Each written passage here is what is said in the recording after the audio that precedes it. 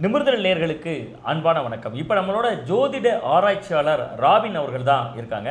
Robin அவர்கள் நம்ம நிமிர்தல் YouTube சேனலில் தொடர்ந்து பல்வேறு அரசியல் கட்சியினுடைய பிரமுகர்களுக்கு ஜாதக பலன் கணித்து சொல்பவர்.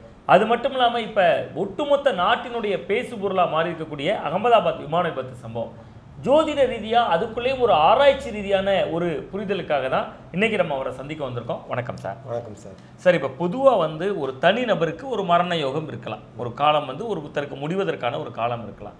ஜோதிட ரீதியாக ஒரே நேரத்தில் ஒரு 200 பேருக்கு மேலே சாகிறதுக்கு அது எப்படி சார்? அது இப்போ ஜோதிடம்ங்கிற ஒன்று மேலே எனக்கு ஒரு சந்தேகமே வருது உண்மையை சொல்லப்போனால். ஏன்னா ஒரு நபருக்கு ஒரு ஆபத்து இருக்குன்னா அதை கணித்திட முடியும். 200 பேருக்கு மேலே ஒரே நேரத்தில்ங்கிறது ஜோதிடத்தில் கணிப்புக்கு உட்பட்டதா, அதுவும் தீர்மானிக்கப்பட்டதானா எப்படி பார்க்குறீங்க சார்? நான் இவ்வளவு நாளும் ஒரு தனிநபருக்கு அதை ஆய்வு நடத்தி சொல்லிட்டு இருந்தேன். அது ரொம்ப பொருத்தமாக பல தருணங்களில் நடந்திருக்கு. ஆமாம், நம்ம சேனல் சப்ஸ்கிரைபர்களுக்கு அது தெரியும்.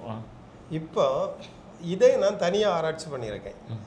எப்படி இது தனித்தனியாக குரூப்பாக இப்படி சாகுறாங்க, இல்லைன்னா இந்த ஆபத்துகள் எப்படி வருது, இது அஸ்ட்ராலஜிக்கு உட்பட்டு இருக்கிறதா, இதுக்கு வெளியே இருந்து இன்னொன்று ஒரு ஃபோர்ஸ் இருக்கா அப்படின்னு பார்த்துருக்கேன். ஆனால் அது ரெண்டும் இதுக்கு காரணமாக இருக்கு. ஜாதகமும் காரணமாக இருக்கு, இயற்கை நியதியும் காரணமாக இருக்கும். ரெண்டு காரணம் வைக்கிறாங்க. அப்போ அந்த காலத்தில் இருந்த ஞானிகள் இதை எப்படி பகுத்திருக்காங்கன்னா, ராகு கொத்து கொத்தா மரணம் பண்ணுகிறது. ராகு தான் கொத்து கொத்தா மரணம் எடுக்கும். அதாவது உயிர்கள் பூமியில் தோன்றினதுலேருந்து இந்த உயிரை விழுங்கிக்கிட்டே இருக்கிறது ராகு. இந்த உயிர்களை மொத்தமாக விழுங்கிட்டு இத்தனை லட்சம் வருஷமாக உள்ள உயிர்களும் அந்த ராகுக்கு வாயில தான் இருக்கும். இது நீங்கள் சொல்கிறது ஏறக்குறைய ஒரு சுனாமி பேரலையை சொல்லலாம், கோவிட் தொற்றை சொல்லலாம், அது மாதிரி. இது நம்ம புராணங்கள் இதை என்ன சொல்லுவாங்கன்னா, நம்ம சிவன் கழுத்தில் இருக்கிற வாசுகின்னு சொல்லுவாங்க. அந்த பாம்பை தனியாக விட்டால் ஒட்டுமொத்த பிரபஞ்சத்தையும் விழுங்கிடும். ஒரு தடவை வாயுவுக்கும் இந்த வாசுகிக்கும் போட்டி வந்துடுச்சு. வாசுகி என்னால் தான் ஜீவன்கள் எல்லாம் வாழுது அப்படி சொல்லிச்சு, நீ வரைக்கும் என்னால் தான் வாழ்ந்துட்டு இருக்கா அப்படி சொல்லிடும். அதே வேளையில் அது சொல்லும், இல்லை இல்லை எல்லாவற்றையும் எனக்காக தான் அந்த பிரபஞ்சமே இருக்குது, எல்லாம் வாழ வைக்கணும் வேண்டாங்கிறத நான் தான் முடிவு பண்ண முடியும் அப்படின்னு ரெண்டு பேருக்கும் சண்டை வந்ததோட ரெண்டு பேரையும் அடக்க முடியாது. அடக்க முடியாததும் பிரபஞ்சமே அழிஞ்சிரும். அது விஷத்தை கக்கிறதுக்கு இருக்குது, இது எல்லாமே அழிஞ்சிரும். உலகமே அழியும் போது அப்போதான் தேவர்களெல்லாம் கூடி வாசுகியை பிடிச்சி சிவன் கையில் கட்டுப்பாட்டுக்கு கொடுக்குறாங்க. இன்னொரு பக்கமாக இருக்கிற ஒரு சர்ப்பத்தை விஷ்ணு பிடிச்சி ஒரு பக்கம் அடக்கி கீழே வச்சு மேலே வச்சுக்கிறாரு. இவன் ரெண்டு பேரும் அடக்குனதுனால தான் இது விலகி இருக்கு. இந்த ராகுங்கிற அந்த பாம்பு இதை ராகுக்கு கொண்டு வருவாங்க. இந்த ராகு தான் அதுக்கு ஆவேசத்தில் தேவையானதெல்லாம் சாப்பிட்டுக்கிட்டே வரும். அப்போ இந்த கட்டத்தில் எப்படி வரும்னா, நீர் ராசியில் அது வரும்போது ஜலத்தில் அழிவு வரும். நீர் ராசியில் சுனாமி மாதிரி கப்பல் கவிழ்றது, கொத்து. இப்போ இதில் ரெண்டு விதம் வரும். ஒருவருக்கு 12 ராசியில் இருக்கிறவங்களும் பொது இடத்துக்கு ஒன்று வருவாங்க. பொது இடம். இப்போ 12 ராசியில் இருக்கிறவங்களும் ஒரு ஸ்கூலுக்கு வர்றாங்க, அந்த ஸ்கூலில் இருக்கிறது பொது இடம். அதே மாதிரி பொதுக்கூட்டங்கள், பொதுக்கூட்டமாக வரும்போது இதனுடைய அமைப்பு இது உள்ளுக்கு வராமல் வெளியே இன்னொரு சப்ஜெக்டாக கொடுக்குறாங்க. அஸ்ட்ராலஜியில் இன்னொரு சப்ஜெக்ட். அதை என்ன பார்க்குறாங்கன்னா, வீட்டிலேருந்து ஒரு மனுஷன் வீட்டை விட்டு வெளியே போகிறான், போகிறவன் இறை எடுக்கிறதுக்காக போகிறான். வீட்டிலேருந்து வெளியே போகிறவன் இறை எடுக்க போகிறான், வாழ்வியலுக்காக போகிறான். இப்போ இறை எடுக்கிற போகிறவன் இறை எடுத்தானா இறை ஆனானா அப்படி ஒரு சக்திகள் இருக்கு. பிரபஞ்சம் நிறைய இறை எடுக்கிறதும் இறை ஆகுறதுமா ஒரு சக்திகள் ஓடிக்கிட்டே இருக்கு. அது கிழக்க கருடன், மேற்க சர்ப்பம், இதுக்கு இது எற, ஒன்றுக்கு ஒன்று எற. தெற்க சிங்கம், வடக்க யானை, இது ஒன்றுக்கொன்று எற. ஒரு பக்கம் முயல், ஒரு பக்கம் நாய். ஈசானம் பக்கம் முயல், கன்னிமூல பக்கம் நாய், ஒன்றுக்கொன்று எற. அதுக்கு நேர எதிராக ஒரு பக்கம் எலி, ஒரு பக்கம் பூனை. இப்படி எற. இந்த பிரபஞ்சம் முழுசும் 8 திக்கும் இறை எடுக்க தான் போறோம். பிரபஞ்சத்துல உயிர் வாழ இறை எடுக்க போறோம். இது அஸ்ட்ராலஜை தாண்டி நிற்கும். அஸ்ட்ராலஜிக்கு இது உள் வர ஜாதக கணிப்புலையும் தெரியாது. இந்த கணிப்பு ஜாதக கணிப்பு வாழ்க்கையை சொல்லும். பொது உலகத்துக்கு வந்தோன்னா உணவு ரீதியாக தான் அது வேலை செய்யும். ஓகே. உணவு ரீதியா வேலை இது செய்யும். ஏறக்குறைய ஒருவருக்கு ஆபத்து இருக்கு, இந்த மாதிரியான ஒரு விபத்துல சிக்க போறார், மரணிக்க போறார், பொது இடங்கள்ல மரணிக்க போறாருங்கிறது ஜோதிடத்தால கண்ணால மறைக்கப்பட்ட வித்தையா மாறிடுமா? கண்ணால இதுல எந்த பக்கம் வருதுன்னு மட்டும் சொல்ல முடியும். இந்த தடவை இறை எடுக்க போகிற பாம்பு இந்த கட்டத்துக்குள்ள நீர் ராசியில இருக்கா, நெருப்பு ராசியில இருக்கா, வாயு ராசியில இருக்கா? அதான் சொல்லுவாங்க நீர்ல கண்டோன்னு ஜோதிடர் சொன்னாரு, நெருப்புல கண்டோன்னு சொன்னாரு. அதுக்கு அர்த்தம் இதுதான். இதான். ஆனா அது தனித்த பலனா அமையாது. இது தனித்த பொது பலன்ல பொது கூட்டங்கள் அந்த மாதிரியான விஷயங்கள்ல தான் வரும். காமன் பலனுக்கு தான் பொருந்தும். ஆமா. தனிநபருக்கு காட்டாதா அது? இப்போ அதை சொன்னோம்ல, இந்த ஒருவர் வீட்டை விட்டு வெளியே வந்துட்டார், பொது இடத்துக்கு வந்துட்டாருன்னா இறை எடுக்க வருகிற விஷயங்கள் வேற, மற்ற மாதிரி அவருடைய வாழ்க்கை லைஃபோட சம்பந்தப்பட்டதுகள் வேற. இதுல இந்த சக்திகள் எதிரும் புதிரமா போயிட்டே இருக்கும். போயிட்டு இருக்கும்போது இப்போ இறை எடுக்க வருகிறதுக்கு நான் நேரே போனால் என்ன விளங்கிடும். இதுதான் இதில் கட்டத்தில் போட்டிருக்கேன். தெற்கை சூலம், வடக்கே சூலம், மேற்கே சூலம், கிழக்கே சூலம்னு போட்டிருப்பான். ரெண்டாவது என்னென்னா, இப்போ ஒரு வாகனம் வாங்குறாங்க, வாங்கும்போது வீட்டை விட்டு சக்திகள் வெளியேறுது, ஆட்கள் வெளியேறுது. வெளியேறும்போது இந்த 8 சக்திகளும் ஒன்றாக சங்கமிக்கிற ஒரு இடம் உண்டு. இந்த இடத்துல ஒரு எலுமிச்சம்பழத்தை வச்சுருப்பாங்க. ஏன்னா இந்த 8 சக்திகளும் இந்த ஒரு பழத்தையும் சாப்பிடாது. எலுமிச்சம்பழம் சாப்பிடாது. என்னதான் எலுமிச்சம்பழம்னே பேர். அந்த சக்திகளுக்கு இட வைப்பாங்க. இதை வச்சா அது கிட்ட வந்த உடனே அது அந்தந்த பக்கமாக திரும்பிடும். அதான் பெரும்பாலும் நம்ம கார்லயே பார்த்துருப்போம். ஒரு எலுமிச்சம்பழத்தை கார்ல நசுக்கி கார் நமக்கு தருவாங்க. ஆமா, சிலர் வந்து தன்னோட கார்ல வந்து ஒரு வேல் மாதிரி வச்சு அதுக்கு மேல எலுமிச்சம்பழம் குத்தியே வச்சிருக்காங்க. இந்த வேல் வச்சிருக்கிறது என்னன்னா, நீங்க ஆலயங்கள்ல பார்த்தா சூலத்தை நட்டு வச்சாலோ வேலை நட்டு வச்சாலோ அதுக்கு மேல ஒரு எலுமிச்சம்பழம் வச்சிருவாங்க. வைக்கலன்னா அங்க ஏதாவது மரணம் விழுந்துகிட்டே இருக்கும். இது அது மரண ஆயுதம் விழுந்துட்டு, அதனால அதுக்கு மேல குத்தி வச்சிருவாங்க. அதை விட கொடூரமா கட்சி கொடி வச்சுட்டாங்க கார்ல ஃப்ரண்ட்ல. ஒன்று வந்துட்டு, ஆனால் அதுக்குடைய பேஸ் வந்து இந்த சக்திகள் வந்து எல்லாருக்கும் இறை எடுக்கிறதும் இறை ஆகுறதுமா ஓடிக்கிட்டே இருக்கும். இந்த ஓடிக்கிட்டு இருக்கல இப்போ இங்கே வந்து கும்ப ராசியில் ராகு வந்துருக்கு. ஓகே. கும்ப ராசி வாயு ராசி. ஓகே. இதுக்கு முன்னாடி ஜல ராசியில இருந்து, மீன ராசியில இருந்து. அப்போ நீர்ல நிறைய பிரச்சனைகள் வந்துட்டு, தண்ணியில வந்துட்டு இருந்து. இப்போ இதுதான் உள்ள சென்னை மாதிரியான ஊர்கள்ல கூட பெருவெள்ளம் வந்து பெருவெள்ளம். பல மாவட்டங்கள்ல மழை வெள்ளத்துல மரம் முறிந்து விழுந்து இறக்குற மரணங்களை பார்த்தோம். ஓகே. இதே போல இப்போ எதுல வந்திருக்கு? இப்போ வாயு ராசியில வந்திருக்கு. வாயுன்னா ஆகாயம், காற்று, காற்று ராசி. அப்ப ஆகாய விமானத்திலே அது அதுல நடக்கிறதுல எல்லாம் அது அங்கதான் காவல் இருக்கு. அதுல வருகிறத சாப்பிடுற இறை எடுக்கிறதுக்கு காவல் இருக்கு. அப்ப இதுல என்னன்னா, ஆரம்பத்துல இது நடந்து தெரிஞ்சிட்டு இனி எல்லாரும் உஷார் ஆகணும். ஓகே. அது முதல்ல பலி, ஏதோ ஒரு இதை செய்யறதுக்கு முதல்ல பலி செலுத்துவாங்க. அது மாதிரி இப்ப இருக்கிறவங்க வந்து இதுக்கு தொடர்ச்சியா ஆகாய விமானங்கள் விபத்துல சிக்கிறதுக்கான எச்சரிக்கை இருக்கு. அதுக்கு இதுதான் இந்த இதுல இருக்கிற வரைக்கும் அது எச்சரிக்கை தான். இது எத்தனை ஆண்டுகள் இருக்கு? இது கரெக்டா இன்னும் ஒரு 17 மாசங்கள் இருக்கும். ஓகே. ஓகே. 17 மாசங்கள் நீர்ல இருந்து வாயுக்கு போயிருச்சு. வாயுக்கு போயிருச்சு. ஓகே. ஓகே. இது சுழற்சி முறையில தான் இருக்கும். இது எங்கெல்லாம் போகும்? நீர், வாயு. இப்போ நீர்ல இருந்து இப்போ வாயுக்கு வந்திருக்கு.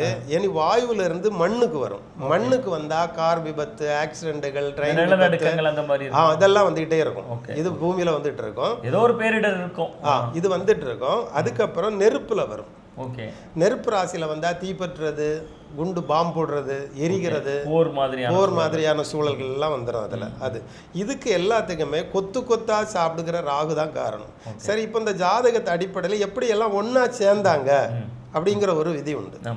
இந்த விதி கரண்டில் நான் கை வச்சுட்டேன், என்ன தொட்டவங்க எல்லாரும் கரண்டில் பிடியாமடுவாங்க. புரியுது. ஆமா. ராகு வந்து கரண்ட். ஓகே. இப்போ வீட்டை விட்டு வெளியே வந்த உடனே இந்த ஜாதகத்தை பூட்டி வீட்டிலே வச்சிடணும். வெளியே வந்ததுக்கு அப்புறம் இந்த அஷ்ட சக்திகள், 8 சக்திகள் இறை ஆகிறதும் இறை எடுக்கிறது இருக்கலாம், அதுதான் பொது இடத்துக்கு வந்துடும். இப்போ ஜாதகம் வீட்டில் இருக்கணும், பொது இடத்துக்கு வந்தோடனே இது ஆக்டிவேட் ஆயிரும். ஆக்டிவேட் ஆன உடனே இந்த ராகு கரண்ட், மின்சாரம். ஓகே. இப்போ அது வாகனத்துல காவல் இருக்கு, காத்திருக்கு. எங்க ஆபத்தை விளைவிக்கலாம், எங்க உயிர் பலி எடுக்கலாம், அது காத்திருக்கு. நம்ம கரெக்டா போகவும் அது கரெக்டா அதுக்கு வாயில புறப்பட்ட ஒரு 35 வினாடிகள்ல வாயு அப்ப ரொம்ப ஸ்பீடா வேலை செய்யுமா? அந்த எலும்பவும் காத்திருக்கும். அந்த சக்தி இல்லாம இதை தடுக்க முடியாது. என்னன்னா, இந்த உயிர்களை அடுத்தால அதுதான் வச்சிருக்கும். வச்சு அடுத்தால அது என்ன பண்ணுதுன்னா, கும்பராசியில இருந்து அதுக்கு வால் வந்து எங்க இருக்குன்னா சிம்ம ராசியில இருக்கு. இதுல இருக்கிறவங்க அடுத்தது பிள்ளைகளா சிம்ம ராசியில பிறக்கிறதுக்கு தயாரா இருக்கிறாங்க. Okay okay. அடுத்த ஜென்மம் ரெடியா இருக்கு. உங்களுக்குலாம் மறுஜென்மம் இருக்கு. உடனே இருக்கு. மறுஜென்மம் நம்பிக்கை இல்லாத மாற்று மதத்தினர் இருப்பாங்கல்ல, அவங்களுக்கும் இதுல மறுஜென்மம் வந்துருமா இந்த வாயு? அவங்க நம்பினாலும் நம்பாம போனாலும் இந்த சர்க்கிள் இந்து மதம் மறுஜென்மத்தை ஏத்துக்குது. பல மதங்கள் இப்ப லண்டனுக்கு போன ஃபிளைட்டுங்கிறதுனால மாற்று மதத்தினர் இருப்பாங்க, அவங்களுக்கு மறுஜென்மம் நம்பிக்கை கூட இல்லாம இருக்கலாம், அவங்களுக்குமே கூட இதுல மறுஜென்மம் எல்லாருக்கும் உண்டு. மறுஜென்மம் இல்லாதவங்களே கிடையாது. இன்னொரு மிக முக்கியமான சந்தேகம், இவ்வளவு பெரிய விமான விபத்து 240 பேருக்கு மேல உயிரிழக்கிறாங்க, ஒருத்தர் மட்டும் அந்த 11A சீட்ல இருக்கிறவர் உயிர் பிழைக்கிறார். இன்னொன்று ஒரு லேடி வர்றாங்க, ஃப்ளைட்டு கிளம்புறதுக்கு எல்லாம் ஆயத்தமாயிருச்சு, உள்ளே விடமாட்டோன்னு சொல்கிறதுனால அவங்க தடுக்கப்படுறாங்க. அப்போ அந்த வாயுவினுடைய கோரதாண்டவம், உங்களுடைய அந்த ஜோதிட ஆராய்ச்சியினுடைய அடிப்படையில் வாயுவினுடைய கோரதாண்டவம் 2 பேருக்கு மட்டும் ஏன் அந்த விளக்கு கொடுக்குது, மற்றவங்க ஏன் அந்த கரிசனம் வரல வாயு பகவானுக்கு? இப்போது இதில் இன்னும் ஒரு விதி இருக்குது. சரி, உள்ளுக்க இருந்தாச்சு, வெளியே இருந்து வந்தாச்சு, ஒரு இடத்துக்குள்ளே இருந்தாச்சு. இருந்ததுக்கப்புறம் அவங்க ராசி கட்டத்தில் பரிவர்த்தனை கிரகங்கள்னு ஒன்று உண்டு. ஓகே, பரிவர்த்தனை. உங்கள் வீட்டில் இருந்து இப்போ சூரியனுக்கு வீட்டில் சந்திரனும் சந்திரன் வீட்டில் சூரியனும் இருந்தால் இது பரிவர்த்தனை. சரி, இது பரிவர்த்தனை. இப்படி யாராவது இருந்தால் அந்த நேரத்தில் அந்த பரிவர்த்தனைங்கிற யோகம் அவங்கள தப்பு வைக்க வைக்கும். ஓகே, ஏன்னா உங்களை இந்த இடத்துல ஆபத்துன்னா இருந்து தூக்கியில் வச்சு சீட்டு இது வந்து சீட்டு பிரச்சனை தான். அவங்க 11A சீட்டு ஏதோ சொல்லியிருக்காங்க, அது ஒரு சீட்டு பிரச்சனை. ஒரு சீட்டு மட்டும் பாதுகாப்புக்கான சீட்டாக அது இருந்திருந்தா அது வந்து அப்படி வந்திருக்கலாம். ஏன்னா தப்பிக்கவே வாய்ப்பு இல்லை. பல விமர்சனங்கள் சொல்லலாம். இந்த கட்டத்துக்குன்னு நமக்கு இப்படி இருக்கிறதுக்கு இப்படி ஒரு விதி இருக்கு அப்படின்னு எழுதி வச்சிருக்காங்க. இப்போ பஸ் ஆக்சிடென்ட் இருக்கும், அன்னைக்கு பார்த்து அவர் போயிருக்க மாட்டாரு. இல்லைன்னா 4 பேர் ஆக்சிடென்ட்ல இருக்கும்போது ஒரே ஒரு சின்ன குழந்தை தப்பி வைக்கும். இப்படி இருக்கு. அதுக்கப்புறம் அந்த பிறந்த லக்னாதிபதி அப்படின்னு ஒரு இது இருக்கார். லக்னம், பிறந்த லக்னம் இதில் பிறக்கிறாங்களோ அந்த சுக்கிரனா இருந்தால், சுக்கிரன் வக்கிரமாக இருந்தால் அவங்க அந்த இடம் போய் சேர்ந்துட மாட்டாங்க, அதுலேருந்து விலகிடுவாங்க. ஒரு இடத்துல இருந்து தப்பு வைக்கணும்னா அந்த இடத்துல நான் இருந்திருந்தா கல் என் மேலே விழுந்திருக்கும், நான் இடம் மாறிட்டேன், அது பரிவர்த்தனை. அந்த இடத்துக்கே போய் சேராம இருக்கிறது வக்ரம். இந்த 2 அமைப்பு எந்த ஜாதகத்துல இருக்குதோ அவங்க அதுல இருந்து தப்பு வைப்பாங்க. இது இந்த ஜாதக அஸ்ட்ராலஜி விதியில இந்த ஒரு கிரகம் வக்ரம் அடைந்து இவங்க தப்பிச்சிருவாங்க அப்படிங்கிறது, அந்த இடத்துக்கு அந்த நேரத்துக்கு போய் சேர்ந்துக்கிட மாட்டாங்கன்னா வக்ரம் வேலை செய்யுது. 2வது அந்த இடம் மாறி போகுது, பரிவர்த்தனை மாறி இருக்கிறதுனால ஆபத்துல இருந்து இவங்க தப்பிடுவாங்க அப்படிங்கிறத நாங்க சொல்லுவோம். அப்போ சரி, அப்போ அதுல உள்ளுக்கு இருக்கிறவங்களுக்கு இவங்க இருந்திருக்க மாட்டாங்களா அப்படின்னு நம்ம கேட்டா, இந்த நாள் இந்த டேட்ல இப்படிப்பட்டவங்களுக்கு தான் சீட்டே புக்கிங் ஆகும். இதுல அந்த நேரத்துக்கு தடை வந்துகிட்டே எல்லாமே முன்கூட்டியே திட்டமிடப்பட்டதான் கடவுள் கணக்குல. ஆமா, அது என்ன அப்படின்னா நான் சொன்னோம்ல, பாம்பு சீரும் போது அதை அடக்கி சாந்தப்படுத்தி பிடிச்சு இறைவன் தான் கட்டுப்பாட்டில் இறுக்கி வச்சிருக்காரு. வெளியே சாடக்கூடாதுன்னு கழுத்தில் போட்டு வச்சிருக்காரு. ஒரு ஆளு கீழே போட்டு மேலே உட்கார்ந்துருக்காரு, சாடிடக்கூடாது. 2 வரையும் அடக்கி வச்சிருக்கு. இவங்களுக்கு தேவையானதை இவாளா கையளிச்சா மட்டும்தான் அவங்க சாப்பிட முடியும். ஆகாரம் கொடுக்கணும்ல, அதுவும் உயிர் வாழணும்ல. அந்த விதியில இந்த கட்டத்தில் அது எந்தெந்த இடத்துக்கு வருதோ அந்தந்த இடத்துல இருக்கும். இது அவங்கள மட்டும் சாப்பிடல. இந்த பாம்பு இத்தனை லட்சம் வருஷம் இருந்த பூமியில இருக்க அவ்வளவு உயிர்களையும் அது தின்னுகிட்டே இருக்கு. சுனாமியா இருக்கலாம், கோவிட்டா இருக்கலாம், ஒரு காலகட்டத்தில் வந்த பிளேக் நோயா இருக்கலாம், காலராவா இருக்கலாம், பல்வேறு வடிவங்கள் அதில் மாறி இருக்கலாம். அது கொத்து கொத்தா திங்கும். திமிங்கலம் சாப்பிட்ற மாதிரி கொத்து கொத்தா தின்றோம். இதுக்கு ராகு ஒன்று சார், அதில் வந்து குழந்தைகள்லாம் இருக்காங்க. அப்போ அந்த கருணை வராதா? அந்த ஒரு என்னதான் இருந்தாலும் ஒரு கொடூரமான விஷயமா இருந்தாலுமே கூட குழந்தைகள்லாம் இருக்காங்க, அவங்கள காப்பாற்றணும் அப்படிங்கிற பலன் அதுக்கு உள்ள வராதா? உள்ள எட்டி பார்க்காத என்ன வாழ்ந்திருப்பாங்க அந்த குழந்தைங்க, எதிர்காலமே தெரிஞ்சிருக்காது, நல்லதுன்னா என்ன கெட்டதுன்னா என்ன, அடுத்தவங்களுக்கு என்ன துரோகம் பண்ணுறோம். அப்போ இதை எப்படி நம்ம ஜாதக ரீதியாக அணுக முடியும் சார்? இது எல்லாருக்கும் இருக்கிற கேள்விதான். சின்ன பிள்ளைகள் என்ன தப்பு செய்யுது அப்படிங்கிறது இதை வச்சு தான் சொல்றது. இது பூர்வ ஜென்ம கர்மா. பூர்வ ஜென்ம கர்மான்னு சொல்லுவாங்க. உலகத்தில் ரொம்ப வதைக்கப்படுகிறவங்க ரொம்ப பாவம் செய்திருப்பாங்க. உலகத்தில் சில பிறவிகளை இத்தனை பிறவி கடந்து போகணுங்கிறது, இப்போ நம்ம மகாபாரதத்தில் பீஷ்மரை தவிர மற்ற 7 குழந்தைகளும் பிறக்கணுங்கிற விதி, பிறக்கணும் உடனே இறக்கணும் போயிடும். இதே மாதிரி சின்ன குழந்தைகள் பிறந்த உடனே உடனே அந்த கர்மா அவங்களுக்கு வந்து இந்த பூமியில் கஷ்டப்படுற விதி வந்து இருக்காது. எண்ணிக்கைக்கு வருவாங்க. இந்த பிறகு ஒரு சாபம் அந்த சாபத்தை பிறந்து தீத்தா முடிஞ்சு அப்படிப்பட்ட இதுக்கு அவங்க வந்தாச்சு, இறந்தாச்சு, போயாச்சு. அவங்க அந்த எண்ணிக்கையில் தான் இந்த தெய்வீகமாக நம்ம எடுக்க முடியுமே தவிர இந்த உலக வாழ்க்கையில் அப்படி எடுக்க முடியாது. நம்ம பாருங்கள், இதில் வந்து கஷ்டப்பட்டு படிக்கிறோம், படித்து பல வாழ்நாள் முழுசும் படிப்புக்கு செலவழித்து அதுக்கப்புறம் ஒரு வேலையை பார்த்து அதுக்கப்புறம் ஒரு கல்யாணம் பண்ணி அதுக்கப்புறம் பிள்ளைகளை பெற்றுக்கிட்டு அதை வளர்த்து அதுக்கப்புறமா செத்து போயிடுறோம். அதான் சொல்லுவார் ஷேக்ஸ்பியர், தவளக்கூடிய குழந்தை அப்படியே தவழ்ந்தே இறக்குது வயது வைத்தியத்தை சொல்லுவார். இதுக்கடையில் எவ்வளோ ஜேர்னி பண்ண வேண்டியிருக்கு நம்ம. ஆமாம், அவர் சொல்கிறார், ஷேக்ஸ்பியர் சொல்கிறாரு, செகண்ட் சைல்டு ஸ்டேஜுங்கிறார் மரணத்தையே. நீங்கள் சொன்ன மாதிரி தவந்தே வந்து தவந்தே போயிடுறான். அந்த அதுக்கடையில் வாழ்க்கையில் நிறைய சுகதுக்கங்கள் இருக்கும், அதெல்லாம் இல்லாத ஒரு முக்தி பேர் மாதிரி தான் சொல்கிறீங்களா? அப்போ இதை அதே இதுதான் வந்து இதில் என்னென்னா, இந்த இப்போ நம்ம இப்படி பிறந்துட்டு இருக்கோம்ல, இதை சொல்ல வந்தேன்னா இந்த அறிவு திறன் எல்லாவற்றையும் கடைசியில் யார் சாப்பிட்டா? ஒரு ஆள் சாப்பிடுதில்ல. பல பிறவிகளில் நாம் எவ்வளவோ கற்றுக்கொண்டதெல்லாம் இந்த ராகு வந்து இந்த அஸ்ட்ராலஜியில் வந்து என்ன சொல்லுவாங்கன்னா அது சாப்பிட்டு உள்ள வச்சிருக்கு. ஓகே, வச்சிருக்கு. இந்த கேதுன்னு ஒன்று இருக்குது. இந்த கேது அஸ்வினி மகம் மூலம் இந்த 3 நட்சத்திரத்தின் வழியாக அது வந்து என்ன சொன்னால் வெளியேற்றிடும். அந்த புண்ணியங்கள் அவளே வெளியெடுத்துரும். இப்போ உங்களுக்கு கேது சார்பாக நீங்கள் பிள்ளையார போயோ இல்லைன்னா ஜீசஸ்கிட்ட போயோ இவங்கெல்லாம் கேது சார்பாக சித்தர்கள்ட்ட போயோ உங்களுடைய பழக்கத்தை அதிகப்படுத்தினா ஒரு நீங்கள் இதுவரை 100 ஜென்மம் பிறந்திருந்தா அந்த 100 ஜென்மத்தில் உள்ள புத்தி அறிவு ஞானம் எல்லாவற்றையும் இந்த கேது வெளியெடுத்துகிட்டே இருக்கும். பாம்பு வாயில் விழுங்கிடும். பாம்பு இருக்கிற இடத்த பார்த்தா அந்த பூர்வ ஜென்மத்தில் இருக்கிற பிரச்சனைகளை கண்டுபிடிக்கலாம். ஆனால் இந்த ஜென்மத்தில் எந்த பக்கமாக வெளியேறுதுன்னு பார்த்தா ராகு இருக்கிற இடத்த கண்டுபிடிப்பாங்க. அதை எடுத்தால் சிலருக்கு சின்ன வயசுலேயே ரொம்ப அறிவு இருக்கும். அறிவு இருக்குன்னா அந்த கேது அங்கே வேலை செய்யுது. கேது வேலை செய்தால் அந்த இதுக்கு முந்தின ஜென்மம் பல ஜென்மத்தில் நம்ம வாழ்ந்து பயிற்சி எடுத்து படிச்சிருக்கோம்ல, இது எல்லாவற்றையும் இது வெளியே கொண்டு வந்துடும்.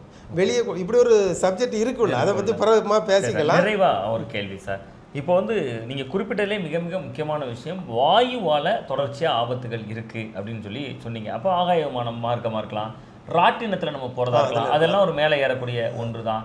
ஒரு பலூனை ஏதோ பறக்க விடக்கூடிய அந்த மாதிரியான கேம்ஸாக இருக்கலாம், ஏதோ ஒன்று சோன்சோ. இப்போ ஒரு ஆகாயத்தில் இங்கேருந்து இன்னொன்று ரோப் காரில் போகிறதா இருக்கலாம். இது எல்லாமே நீங்கள் சொல்கிறது இந்த மாதிரியான ஆபத்துகள் தொடர்ச்சியாக நிகழ்கிறதுக்கான வாய்ப்பு இருக்குது அப்படிங்கக்கூடிய ஒரு பார்வை இதுக்குள்ளே இருக்குது. தவிர்க்கிறதுக்கு ஏதாவது ஜோதிட ரீதியாக இதுக்கு ஏதாவது பலன்கள் இருக்கா, பரிகாரங்கள் இருக்கா? இதை நம்ம மனித சக்தியால் தடுக்க முடியுமா ஆபத்தை?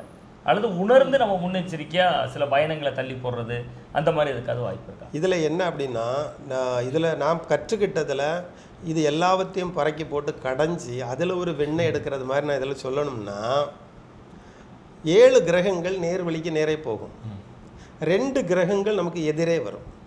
இந்த எதிரே வர்றத நம்ம சந்தித்து தான் ஆகணும். ஒருவேளை நேரே போகிறதுல முன்னுக்க பின்னுக்க அப்படி போய்க்கலாம். ஆனால் எதிரே வருகிறத தவிர்க்கவே முடியாது. மனித சக்தியால் தவிர்க்க முடியாது. எச்சரிக்கையாக இருக்கலாம். எப்படின்னா முன்னுக்கு இதுதான் வருது, இப்போ நமக்கு ஆபத்து எங்கே வருது, இப்போ வாயு வழியாக வருது அப்படின்னா இந்த வாயு வழியாக பயணம் பண்ணுகிறது இதெல்லாம் இந்த காலகட்டம் தவிர்க்கணும். இந்த 17 மாதங்கள் 17 மாதங்கள் அதை நம்ம தவிர்த்திடவே முடியாதுல்ல. தவிர்க்க முடியாது. ஒரு திடீர்னு ஒரு வெளிநாட்டுக்கு போகணும், கடல் கடந்து போகணும், அங்கே ரயில் சேவையோ போக்குவரத்து சேவையோ இல்லை, அதை தவிர்க்கவே முடியாத சூழல். என்ன வகையான முன்னெச்சரிக்கைகள் இதில் யார் போகலாம்னு சொல்கிறேன். இதில் போகலாம்னா வாயு ராசிகளை 8வது ராசிகளாக யாருக்கும் இருக்கக்கூடாது. அவங்களுக்குலாம் ஆபத்து இருக்கும். ஆமாம், 8வது ராசியாக கும்ப ராசி, மிதுன ராசி, துலா ராசி, இந்த 3 ராசிக்காரர்களுக்கும் 8வது வீடு, அது மரண வீடு, ஆயுள் முடிகிற வீடு. அந்த வீடுகள் இது 8வது வீடாக வந்தால் இவங்க கண்டிப்பாக தவிர்த்துறணும். மற்றவங்களை பாதிக்காது, வேற யாரையும் பாதிக்காது. இவங்க தான் முன்னெச்சரிக்கையாக இருக்கணும். இவங்க தான் முன்னெச்சரிக்கையாக இருக்கணும். ஓகே ஓகே ஓகே, ரொம்ப நன்றி சார். நல்ல ஒரு நிறைவான நேரத்தை ஒதுக்குறீங்க. தொடர்ச்சியாக நம்மளோட நிமிர்ந்தநிலை யூடியூப் சேனலில் பல்வேறு அரசியல் கட்சி தலைவர்களுடைய ஜாதகத்தையும் கணிச்சு சொல்லியிருக்கீங்க. ஜோதிடர் ராபின் அவர்களுடைய தொலைபேசி எண்ணை நான் கீழே கொடுக்குறேன். யாருக்காவது ஜாதக ரீதியாக தனிப்பட்ட பலன்கள் அவரை பார்க்கறனால அவரை நீங்கள் தொடர்பு கொள்ளலாம். மீண்டும் நல்ல ஒரு அரசியல் அப்டேட்டோடையோ அல்லது சமகால நிகழ்வுகளோடையோ நம்ம சந்திப்போம். நன்றி சார்.